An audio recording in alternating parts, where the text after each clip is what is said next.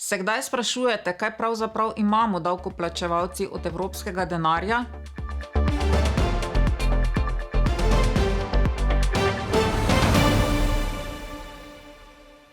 Dobrodošli v stoječih evropskih novicah.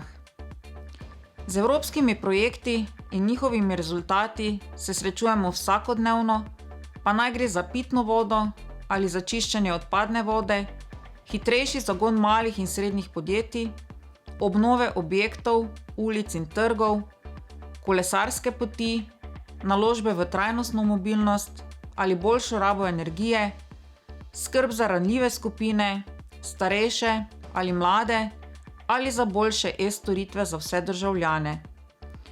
Vsi evropski državljani in mnogi v drugih delih sveta imajo neposredne ali posredne koristi od proračuna Evropske unije.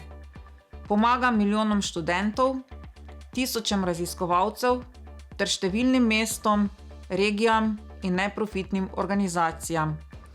Za evropska sredstva lahko zaprosijo vsi državljani in državljanke Evropske unije. Evropska unija ima več različnih programov financiranja, za katere se lahko prijavite, odvisno od narave vašega podjetja ali projekta. Z evropskimi sredstvi se torej podpirajo projekti na številnih področjih in Slovenija je pri črpanju teh sredstev zelo uspešna. Trenutno na 4. mestu med vsemi državami članicami Evropske unije. Kako pa lahko poiščemo primerne razpise in pripravimo dobre projekte? Ključno je, da se najprej določijo razvojne prioritete v neki instituciji in na tej osnovi razvijajo projektne ideje, partnerstva, pripravijo finančne konstrukcije, načrti aktivnosti in šele nato se poiščejo ustrezni razpisi in ne obratno. Moj nasvet, ki ga vedno znova ponavljam, je: ne se prijavljati na razpis samo zato, ker je ta objavljen in je na voljo denar za aktivnosti, ki jih sploh ne potrebujete. Razvijte projektno idejo, ki je za vas življenjskega pomena, in počakajte na primeren razpis.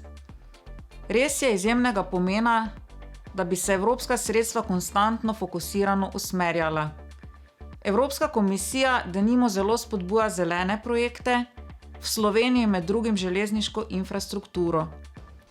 Vsako jutro, ko se kot mnogi drugi vozim skoraj 2 uri v gneči v Ljubljano, si mislim, da bi morale biti dobro delujoče železnice absolutna prioriteta Slovenije.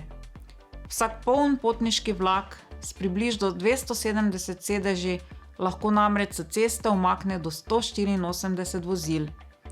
To je le eno izmed kritično neurejenih področij v državi. Zato bi se morali končno v Sloveniji poenotiti in odločiti, kaj so naše razvojne prioritete in delati v tej smeri več let, da bi imeli prave rezultate, možnosti za zaposlitev v vseh regijah, normalno trajnostno prometno infrastrukturo in tako naprej. Kaj pa bi še lahko spremenili na področju razvojne politike Slovenije?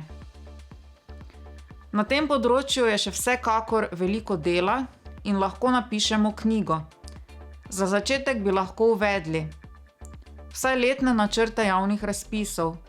V tem trenutku po večini ministrstev ni natančnega letnega ali večletnega načrta razpisovanja sredstev in zato tudi ne informacij, kateri razpisi in kdaj bodo pripravljeni in objavljeni. Informacije o razpisovanju sredstev pogosto niso razumljive in niso dostopne vsem. Obstaja torej problem transparentnosti in integritete. Roki za prijavo projektov so velikokrat prekratki. Potrebna je digitalizacija poslovanja na vseh področjih. Na področju črpanja evropskih sredstev bi morali biti za zgled centralizirani programi Evropske komisije, ki so veliko bolj enostavni, učinkoviti in transparentni. Nadalje je potrebna decentralizacija države in tudi bolj konkurenčno poslovno okolje.